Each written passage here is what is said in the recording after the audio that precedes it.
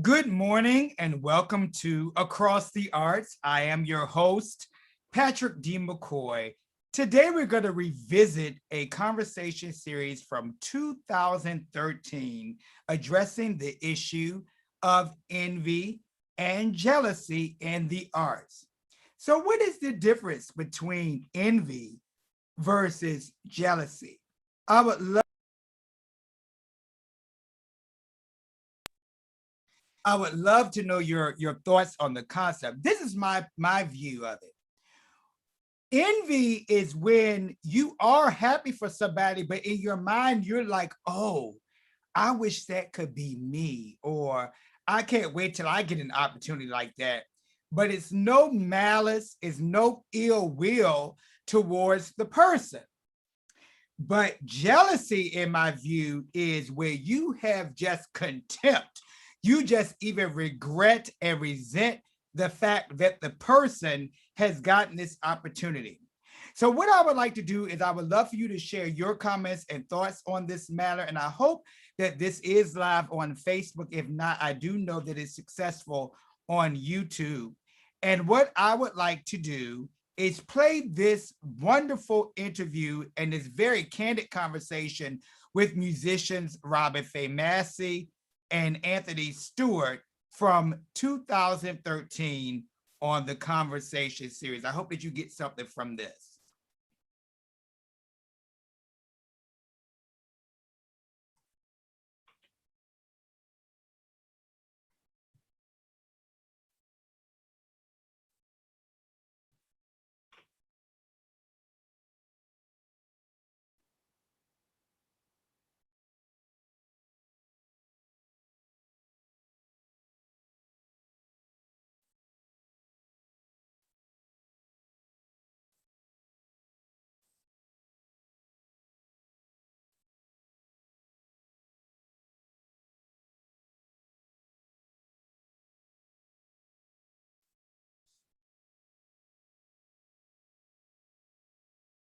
Good evening. This is Patrick D. McCoy, and welcome to Across the Arts. Today we have a very provocative show. It's probably something that we haven't done on this show. We generally focus on specific artists and areas of performance, but today the name of this show is When Art is Green, Confronting Jealousy and Envy in the Arts. Now, we all know that the arts can be beautiful, and when people go to performances, they see this glorious curtain go up, and they see these elegantly dressed people, and they give a masterful rendering of glorious music.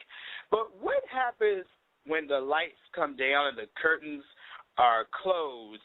What happens then? We have a different side of the arts, and today we're going to unpack that, because as much as we want to celebrate the beauty of the arts, the fact of the matter is that just on the same breath as people are praised for the rich contributions that they give to the arts, they're also reviled and hated all on the same breath.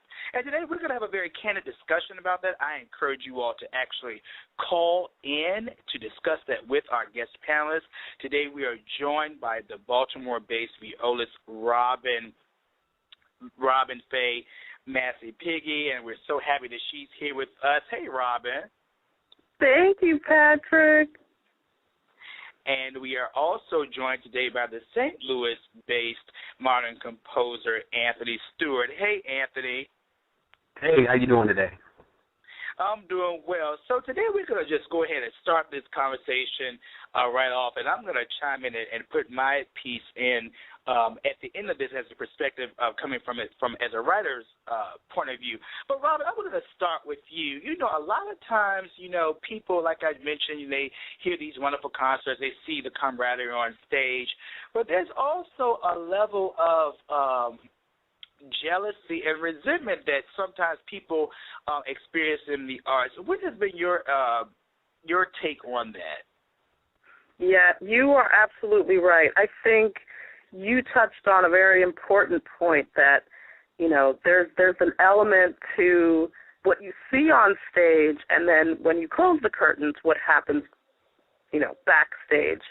As a performer, speaking for all of us and myself as well, I think we're constantly at war within ourselves to try and, quiet negative voices and always stay positive. But there always seems to be that element in the world. Some people just tend to harbor negativity, and that negative seedling starts so small, and it can really spread quickly and we all know what that's like. It's like a cancer. One person may have a negative comment or just a negative attitude, and it just bleeds into the rest of the people that are around. And so that's something that I think we all encounter. I think for me the greatest challenge is always to try and remain above that. And as soon as I see it, I tend to just try and block it out as best I can. So, Robin, speaking specifically to you as an orchestral player, how does the traditional positioning of the instruments in the organ play in the orchestra play a factor in that, in terms of whether you're first chair violin, second chair violin, etc.? Oh, that's an excellent question, and I really do think that is where it starts. From the time you begin playing in school, and there is an order, as you mentioned, where your chair number often becomes a sign of, oh, well, this person is first chair, this person is second chair, and we ascribe value to those numbers in school as a child, and that kind of carries with people as they go into, high school, university, maybe graduate school. That number becomes so important. Whereas instead of worrying about the number, you should be worrying about your notes. You should be learning your notes the best you can. You should be able to lead just as well from the back of the section as you do at the front. And it's a shame that I find that often in conservatories and even in just other schools that are non-conservatories, this value is placed on where you're sitting as opposed to what you're doing in the chair that you're in. There's something to be said about being content where you are, wherever your station is in life or in the orchestra, wherever you are seated. I'm expected to come correct no matter where I'm sitting. So I can be sitting backstage. I'm going to learn my notes like I'm sitting at the front of the section. And that's just speaking for myself. That's good. And more people should have that mentality. Now, Anthony, I want to speak to you because Robin has talked to us from an instrumental standpoint. Talk to us or talk to the listeners more. What have you experienced so far as a composer, as far as perhaps maybe in the realm of trying to get your music out there? Well, one of the things is that, first of all, I'm not supposed to be a composer. And that's the general mindset. I mean, they'll hear the music and they like the music, but then when they see the face attached to the music, that brings a whole another set of issues into play. Now everybody wants to know, okay, well, where did you learn, or who did you study under, or when did you start? And now I have all these other things where before it was just, oh, this is really great music. So you end up pulling in a lot of different other issues and stuff just by showing your face or being seen and attached with whatever it is you're doing. And that's just not with, other races. That's also just within the race. So there are people who say, okay, this is great music, but then once they find out who's doing it, it's like, okay, well, who are you, And especially when it comes to the type of modern composing that I do, because people, they say, okay, well, you're not an orthodox classical type of composer. You don't, you haven't studied the discipline enough. You haven't been part of the discipline, as if they're going to give me a quiz, right then and there. But the thing is, okay, do you like the music? Do you love the music? Does the music, inspire people? Does the music heal people? It's like we start to forget that and get caught up in once again, who told you you can do this? What makes you think you're better than me? No, we're not going to put your CD out. No, we're not going to play your music on the radio. You know what I'm saying? So it's kind of amazing to me, because I thought I would kind of bypass a lot of that, being a modern composer. So it's amazing to find out just how no, more breaks are going to be put on. Well, did you perform anywhere? Did you do it? It's like, okay, can we please just stick with the music? No, we can't. We have to deal with who you are and your connection to the music and your study and your background. As what the difference is with the listener, they just want to hear the music. They just want to hear good quality music that moves them, that stirs their soul, stirs their spirit, and heals them. So those are some of the things that I've dealt with. That is really something else, and I really hope that we get some singers to call in also, because I have seen, you know, certain things in terms of just even I think that social media plays a role in all this too, because now people can speak freely and say whatever it is that they want to say, and unfortunately when they say these things, they don't give a lot of thought to these things. Mm-hmm. They just put it on people's Facebook walls, or they send an inbox, and not even thinking about the repercussions that may occur from any of this. And also something that I try to advise young musicians, not just singers, but all musicians, that you have to really be careful about what you put on, you know, social media and things like this, because when you post these things, you don't know who's on whose wall, who's friends with who, and the same ditch that you're digging for somebody else, you're actually digging it for yourself. That's right. Exactly. You know, the word travels and things like that, and it's so unfortunate that you're trying to create something so beautiful and so positive, but then it's also charged with negativity. Now, I'm going to go back to you, Robert, before I see we have plenty of calls, you know, coming in. And actually, I'm going to take a call and see what one of our listeners and say, just one moment, you got to see who's calling. Okay. Hello, caller from 703-822-1947. You're on the air. Hello. Hello, Patrick. It's Marlissa. How are you? Oh, thank you. A friend to the show, soprano Marlissa Hudson. Marlissa, aren't you from St. Louis? Well, I am, and I was looking at that, like, why do I not know you? Anthony. Oh, I'm sorry. I don't know why we don't know each other. We need to meet. Apparently. Goodness gracious, it's rare that I meet another St. Louis-based composer. That's wow. Marlissa, what has been your experience? Talk to me. I know you're a soprano and you're singing. Talk to us about this monster of envy and jealousy in the arts. How have you experienced it?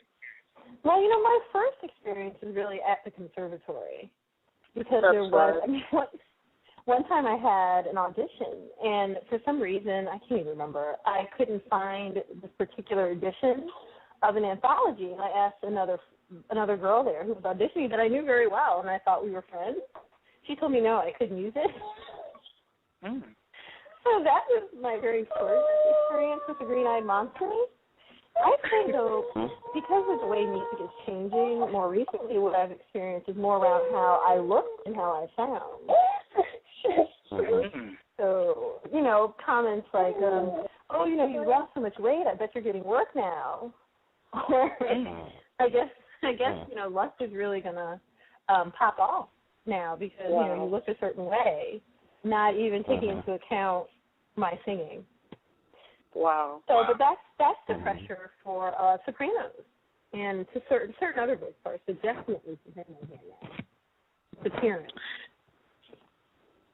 Now, Marlissa, not to put you out there, but I'm going to because I'm going to do it again. You're in the middle of a major project. You just started embarking on a new project called Lust, and I've been able to share in that as you embark on that. Talk about how people. I'm just going to go ahead and make it plain. You know, if I may say hate. Could you just talk about how people have hated or they try to naysay when you're embarking on a new project, particularly when it's something out of the norm, just like Anthony talked about earlier? Well, you know, to me, I have to say, of course, I've had a lot of fabulous support, but most of the naysayers have been more so like, how is it possible for you to do this? Because you haven't had all the accolades that I've had. So, for instance, recently I got an article in the Washington Post and had an appearance on Fox News. And everybody goes, well, how did you do that? You know, you haven't performed at the Lyric Opera Chicago, or you haven't been at the Met.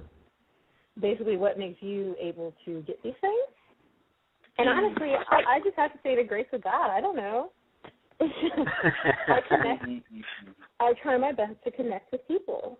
And they're the ones making the decisions, not some strange in-the-sky media giant. Mm-hmm. If you meet the right person, you'll make the right connect. Bottom line. Thank you. You know, Patrick. May I jump in and comment on what Michelle just said? Sure. You said if you meet the right, you just said if you meet the right people. I'm sorry, I'm just paraphrasing what you said. If you, I'm trying to remember what the last thing you said. If you meet the right people, if you meet the right people, you can make the right connections. Absolutely. I'd like to add, if you are the right person, you will make the right connections. It's all about who you are. It's how you comport yourself. It's how you communicate with people. It's the type of colleague you are. If you are the type of colleague that is generous and, loving, considerate, then that's what you should expect.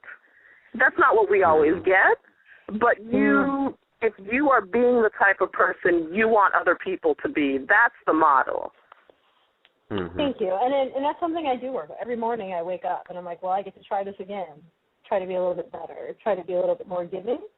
And that's truly not how we're trained. Absolutely. Yeah. If I could comment on that as well, sure. I think that people have a habit of spending so much time and energy on excelling at their skill and excelling in the art that they don't put enough energy into networking, into connecting with people, right. into planting the seeds for their art to grow. So when other people do that, they become frustrated, they become jealous, they become angry, and they want to know, okay, well, why is this working for you? It's not, like she said, it's not magic.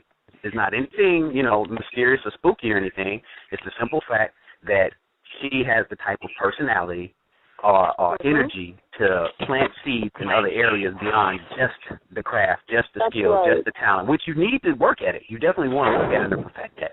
But you also have to work on your ability to network, your ability to connect with people, your ability to share, how you share what it is you do. Absolutely.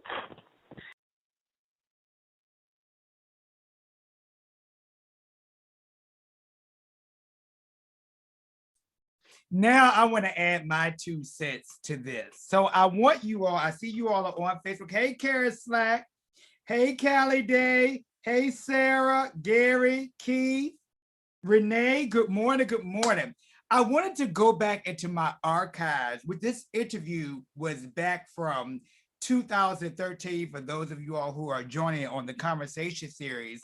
And it's basically talking about when art is green. Replace art with anything that you are doing, because there is a difference between jealousy versus envy. I talked about this in the beginning. I was having a little difficulties, but I want to go back to my viewpoint on it. Jealousy to me is when you have a mean spirit, sense of contempt, and just all untoward towards a person when they get something, whether it's a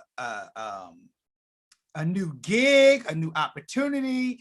You just are in your feeling some kind of way that you really are wishing ill will towards the person. That is my view when I think about jealousy. On the other hand, envy is like, oh, you're definitely happy for the person, but in your mind, you're wondering, why haven't you reached that plateau yet? So y'all tell me, what are y'all thoughts on it? But I was led to go ahead and go in my archives for this particular show featuring Robin Faye Massie and also Anthony Stewart, 2 wonderful musicians that I know.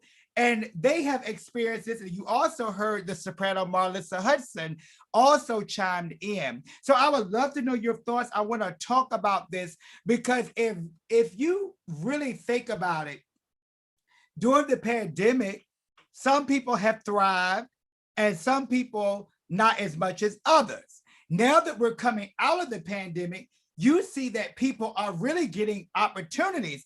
We should be happy for everyone who is even being a testimony in this season of the pandemic and getting out of the pandemic, but it's not the case. I want to share something, but I want to continue this interview and then I'm going to come back on.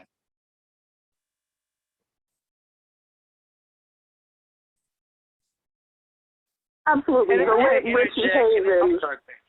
Go ahead. Go ahead. I'm sorry. I was just gonna. Okay. I was just gonna interject. Anthony just inspired me. The late Richie Havens, who just passed away last week.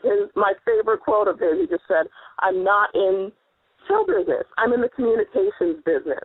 As an artist, your job is to communicate a message, and to be an effective communicator, you always have to take inventory of yourself.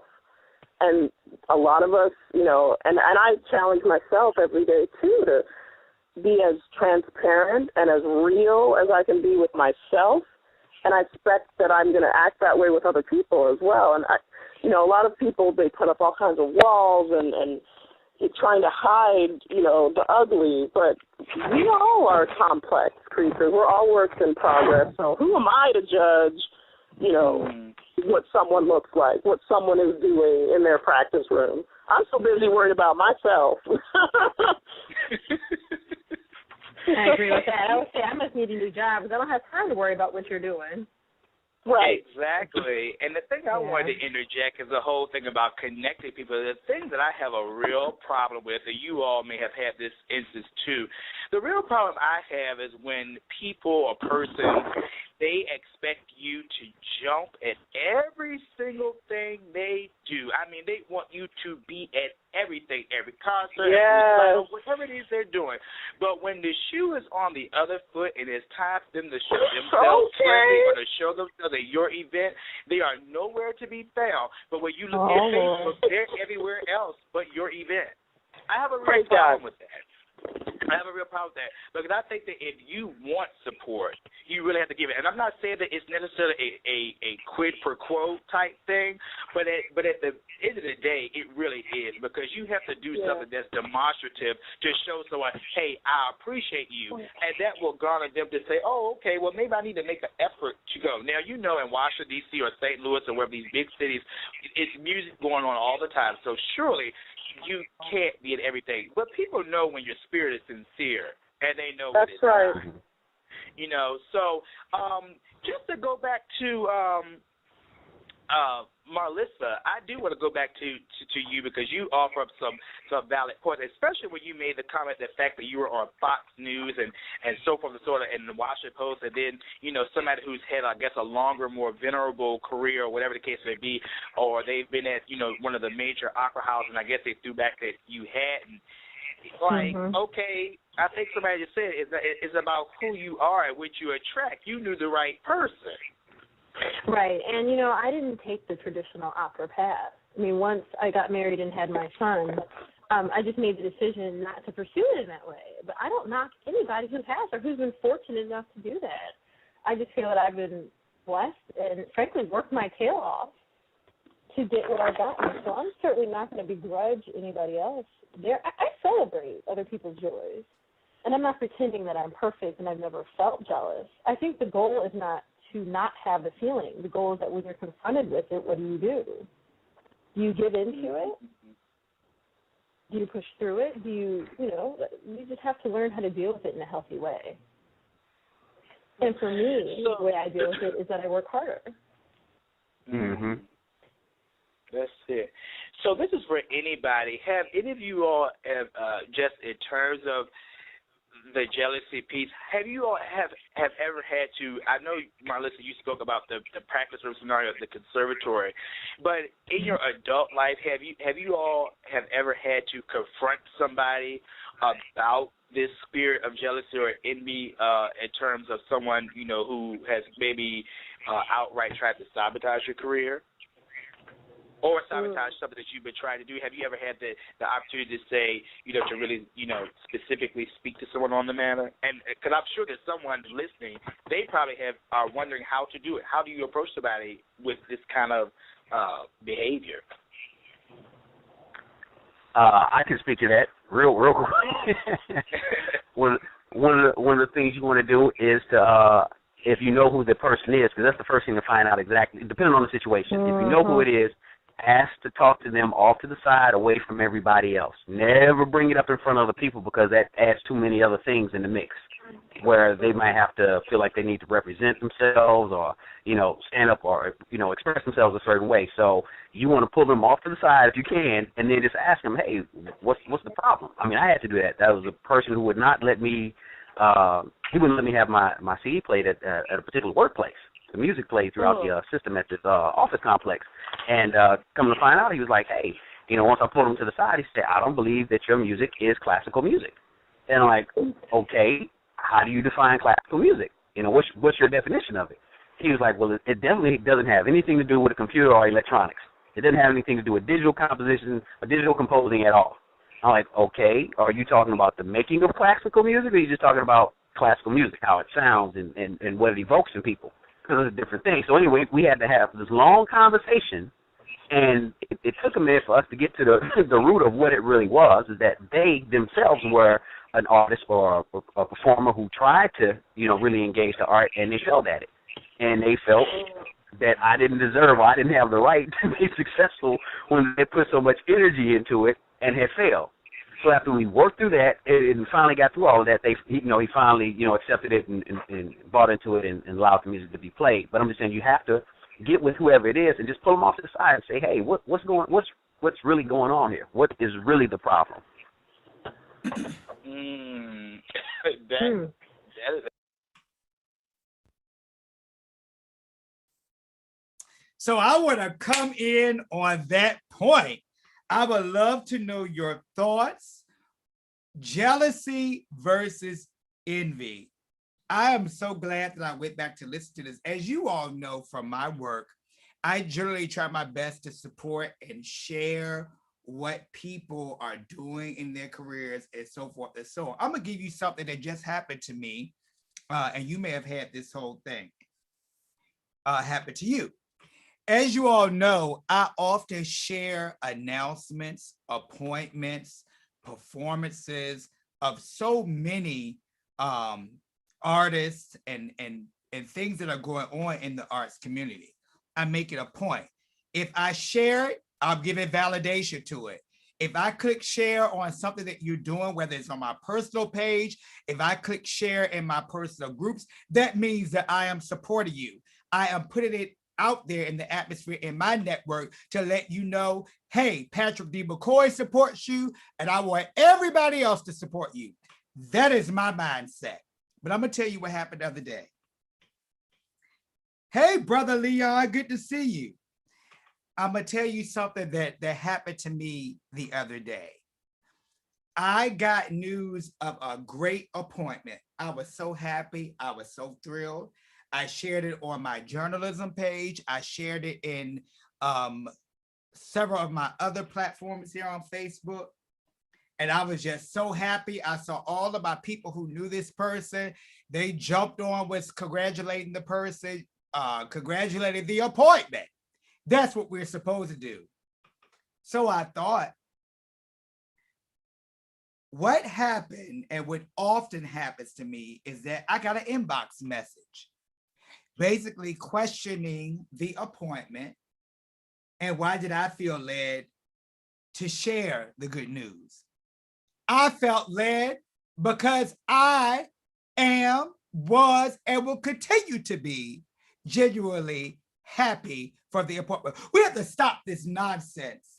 We have to stop this nonsense of hating on other people. I am so glad and so happy. But I'm telling you, that's one incident of people getting in my inbox, doing that type of sabotage and that type of haterade. And I wanted to stop. I'm trying my best not to block or delete, but I just think it's a sad state of affairs, even after we've gone through this pandemic, after we've all suffered losses in this pandemic, we're just getting our footing back, only for people to still be in a spirit of saboteur. So let's listen to the rest of the interview. And I want to hear your thoughts after I've shared my actual experience. I want you to share some of yours as well.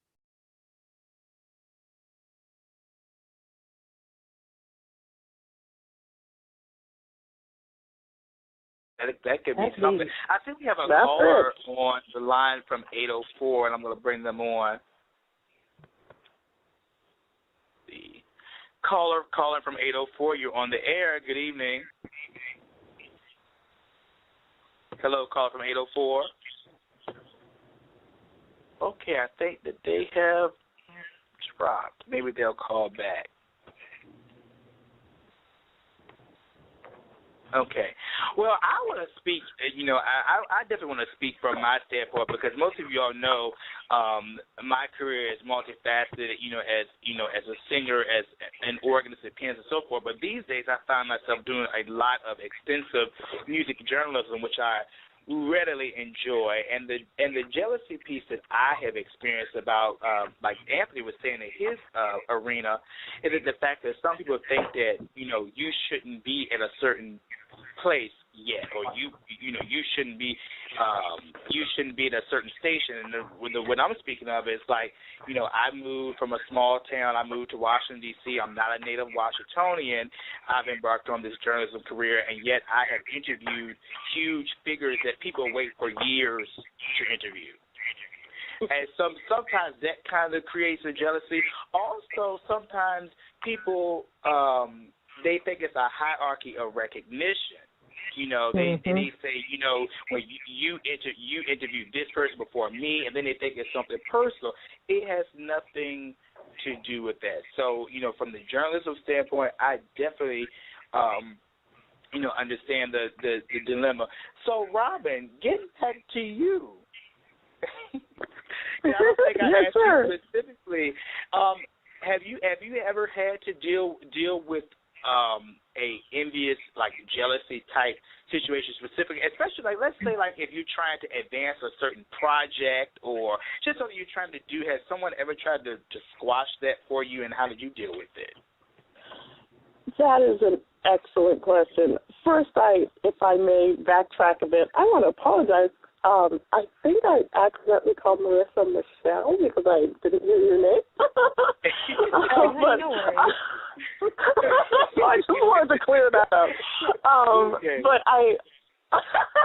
and I also wanted to comment on what Anthony mentioned about confronting people. Myself, speaking for myself, I'm a very non-confrontational person. Mm-hmm. And I think, my challenge is always to, I'm also an idealist. So the thing is, with me, I'm a very positive person naturally. So when I encounter negativity, the risk for me is shutting down instead of opening up and actually confronting that person. That's always my challenge. Along those lines, I certainly encounter what I would consider jealousy or hate from colleagues all the time. The interesting thing is that a lot of the people who are perpetuating these feelings, they think that their intentions or their feelings are hidden. That's never the case. You can always feel negative energy. I consider myself almost like a human antenna as far as receiving energy and interpreting nonverbal communication. Not that I'm an expert, but I certainly feel like I'm able to make sense of vibes and the kind of vibrations that people are giving off. And when I encounter that, I tend to either, shut that person out, or I'm a smiling person. I hide behind a smile a lot. There are very few people who know all of the meanings of each of my smiles. Right. And one thing I would say is the block mechanism on Facebook is awesome. That is, I am great at blocking folks, and they wind up. I thought I didn't get your birthday notifications. Well, that's why you don't get them.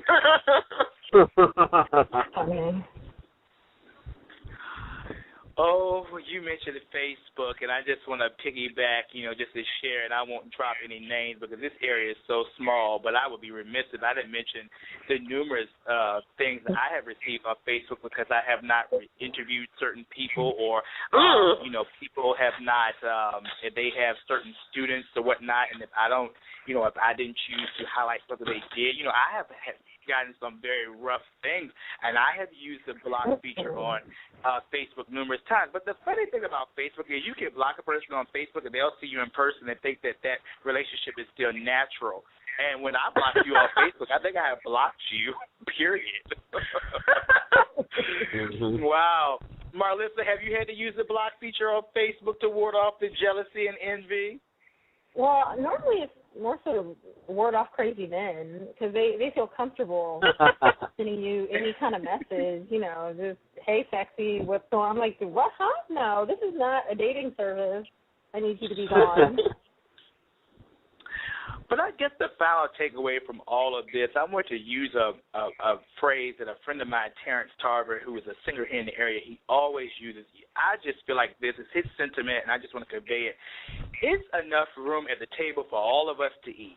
It really That's is. right. There's no reason for us to be trying to step over and trample over the next person just so we can get to where we're going to get. And I think that Robert touched on it. If you're the right person, you're going to get the right blessing. So my thing is that, again, it's enough room at the table for everybody to eat.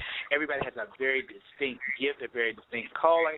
And I think that when we, particularly artists, don't recognize that, that's where the problem comes in. Because when you're trying to plot and be deceptive and not celebrate the next person, that's the true problem. And I have seen it over and over again. I think I mentioned the whole thing about people expecting other people or other colleagues to show up for them, and then when that person doesn't show up, it's a big problem, but they never show themselves a support, to anything that the other person does. And so just to take away, I just hope that anyone listening, that they would just really work toward building a sense of community in the arts, because it's a hard world out here in the arts, basically. The arts is, I think, the arts is a very different thing. It's probably different than anything else that you do, because you can play an instrument, you can sing, but if your heart is not right, that comes all the way through. And I think that has an opportunity to falter anything that you even try to communicate to an audience and moreover to yourself. So I just want to thank you all so much for, it looks like we're almost out of time. I want to thank you all for joining me for this conversation. I think it's a very hard conversation to have, but I think that it's something that is going to start a dialogue, and I want to thank you all. So just before we go, I do want everyone to know exactly what it is that you're doing. And then, Marlissa, I'm going to start with you because we have a full panel. You should have been on the panel all along. Thank you so much. Just no. Thank you all for letting me crash the party. Show before, but tell us a little bit more about things that you're doing here in the Washington D.C. area, your website, and all that good stuff. Well, the biggest thing right now is a Kickstarter campaign for my latest project, which is called Lust, and it deals not only with the sensuality that is found in classical music, but really having a lust to go after your own personal passions without apology. Living fearlessly is the bigger picture. So the Kickstarter campaign is launched. I would love, you can just Google Marlissa Hudson Kickstarter. It will pop up. I have a new website, marlissahudson.com. There's more to come, interviews coming up. I'm so excited, and Patrick has been a big supporter of me from jump. So whatever he needs, I will be there. Well, I appreciate that. Anthony, tell us a little bit more about your stuff, your music, and where we can go to your website. Okay, can you hear me? You can hear me fine? Yeah. Okay, what I'm trying to do is to get a younger audience into classical and jazz music, primarily classical, and I'm trying to use technology to do that, to show them that there are a lot of people who have a passion for it, but they don't necessarily know how they're going to get paid doing it. So I'm trying to show them that, hey, you can record yourself. You can get with other artists and record yourself. People want the music. They want to hear the music. So you can put it together yourself. You can record it yourself and then market it, via Amazon, through TuneCore, and hit iTunes and all these other different places. So I'm just trying to bring the art into the modern times for the youth so that they can connect with it and go out and make some money at it. And that way they don't feel like, okay, well, if I'm not making any money at it, then I need to give it up, I need to stop or anything crazy like that. You can hear my music at visualmusic.bandcamp.com. And that visual is spelled with a Z, visualmusic.bandcamp.com. Now, my site is being updated, but my site is anthonystewart.net. Thank you so much, Anthony. Maestro Brandon Keith, if I'm not mistaken, Brandon placed third in the Sir George Schulte competition. He saw that I was on this show. He saw that I was doing this show on Envy in the Arts. He just sent me this picture of sour grapes. I must post it on my Facebook page so you guys can see it. But it's so amazing. He just sent it to my inbox. But so coming back on, so what do you all think? Jealousy versus envy in the arts. Talk to me. I would love to hear your thoughts on this. But I want to go back to that scenario that I shared. In this season, as we close, again, this was from the Conversation series, and the name of this show was from 2013, When Art is Green. And so my whole motivation is that as we move out of this pandemic, I hope that we continue to be in a spirit of celebration for one another. This has been a hard year. And in fact, now that performances are being engaged again in public and all kinds of opportunities, I hope that artists will have a newfound level and resolve to support one another. Because I still want to go back to that scenario that I recently had. You all know me, I share so much.